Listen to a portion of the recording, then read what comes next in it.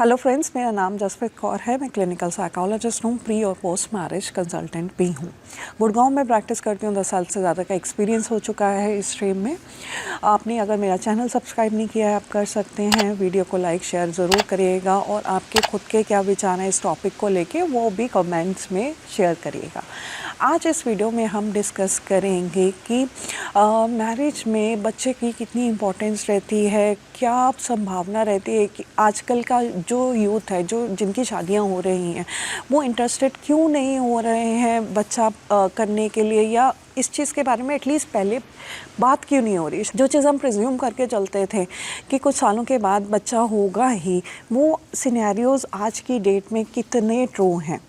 देखिए, बच्चे से एक तो वंश आगे बढ़ता है, दूसरा जब बच्चा आपके हाथ में आता है as new mother, as new father, आपको बहुत सारा ऐसा इमोशनल एक्सपीरियंस होता है जो कोई भी चीज़ और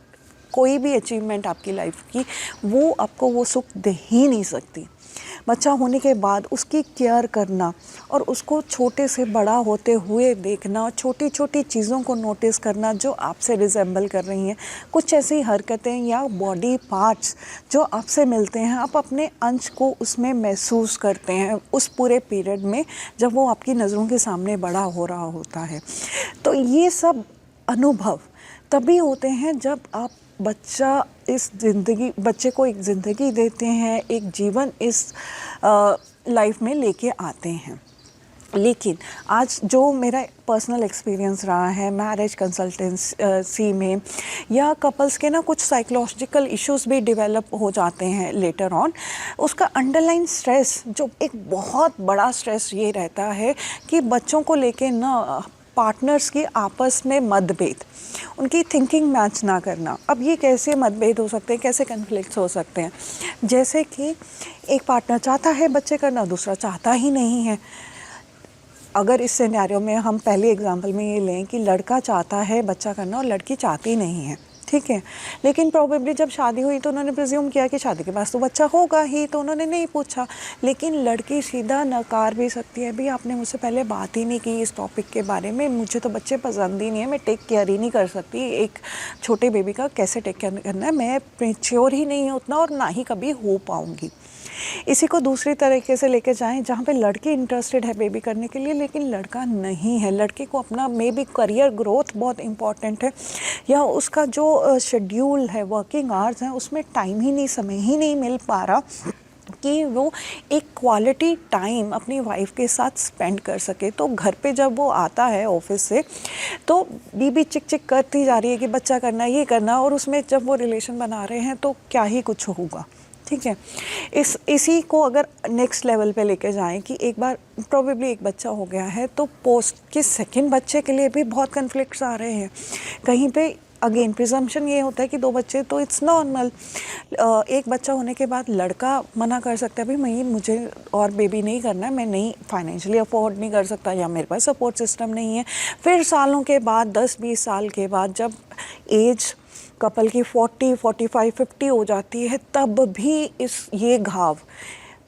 फ्रेश होते हैं, उस पर तब भी कन्फ्लिक्ट्स होते हैं। तुमने मेरी बात उस समय नहीं मानी, तो जिस पर्सन ने नहीं मानी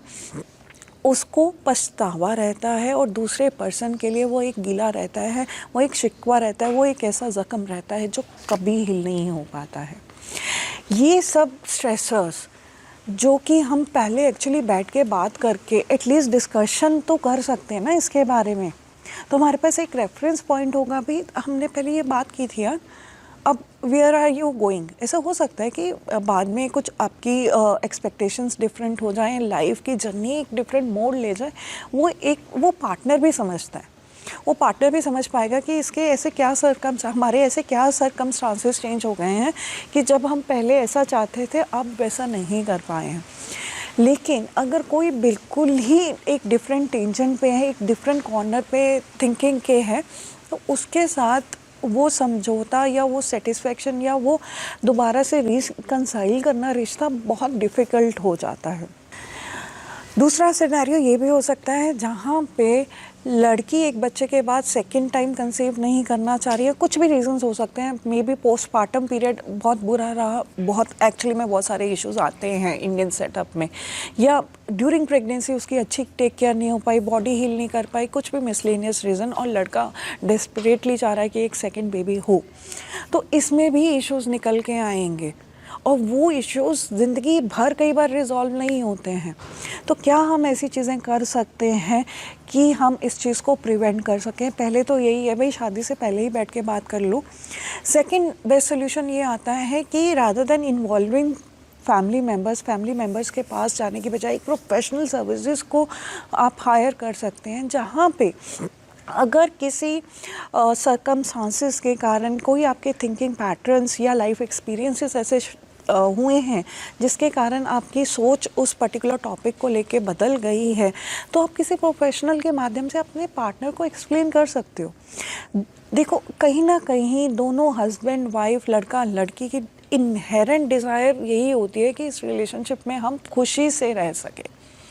तो अगर वो अचीव नहीं हो पा रही है एटलीस्ट इस टॉपिक को लेके, बच्चे के अराउंड कुछ टॉपिक को लेके, तो ये सब चीज़ें हम प्री मैरिज कंसल्टेशन में डिस्कस कर सकते हैं या मैरिटल काउंसलिंग में भी डिस्कस कर सकते हैं। अगर आपको ये वीडियो अच्छा लगा हो तो प्लीज़ लाइक करिएगा, शेयर करिएगा और अपने अनुभव इस पर्टिकुलर टॉपिक को लेके कमेंट्स में डिस्कस करिएगा, शेयर करिएगा, ताकि एटलीस्ट मुझे भी फीडबैक मिले कि जो मेरा एक्सपीरियंस है और जो सब्सक्राइबर्स या जो पॉपुलेशन मुझे सुन रही हैं उनका भी ऐसा कुछ एक्सपीरियंस रहा है अपने जीवन में या नहीं।